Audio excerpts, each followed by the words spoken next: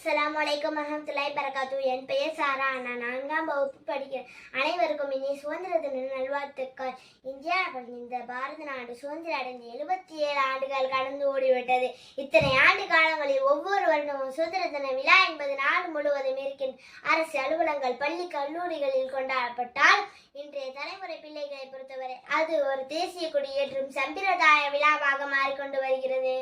இந்த சுதந்திரம் சுலபத்தில் கிடைத்து விட்டதாக கருத்துகின்ற மனோநிலை நம் நாட்டில் தற்போதைய தலைமுறையினர் பலரிடமும் உள்ளன. இந்த சுதந்திரம் என்பது உண்மையில் நமக்கு எளிதாக கிடைத்து விட்டதா என்றால் நிச்சயமாக கிடையாது.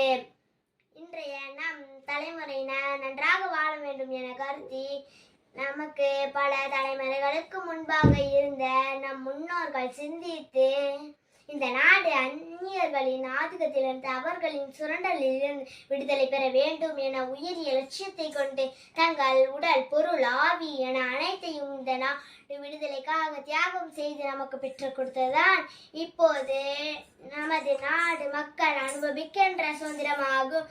மீண்டும் அனைவருக்கும் சுதந்திர தின நல்வாழ்த்துக்கள். நன்றி.